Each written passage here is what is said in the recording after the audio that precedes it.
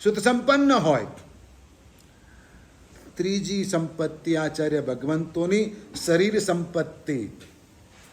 એમનો દેહ પણ એવો પ્રભાવશાળી હોય. કેવો હોય?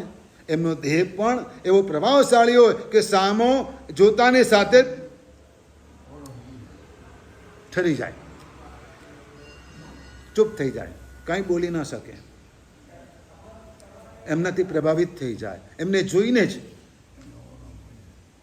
ગૌતમ સ્વામીનું વર્ણન તમે સાંભળો ને, હા, કેવો દેહ હતો, 7 હાથની કાયા,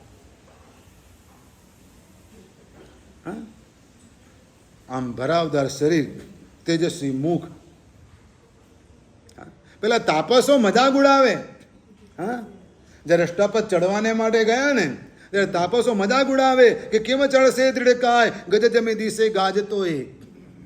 આ હાથીના બચ્ચા જેવો દેખાય છે, ચડશે કઈ રીતે અષ્ટાપદ ઉપર, કેવા દેખાતા હશે.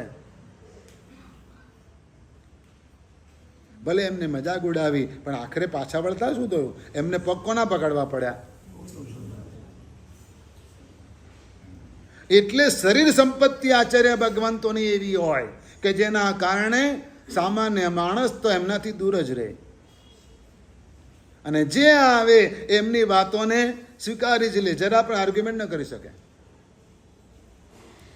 વચન સંપત્તિ, ચોથી સંપત્તિ કે આચાર્ય ભગવંતોની વચન સંપત્તિ. વચન એમના એવા હોય કે જે બોલે એ થાય.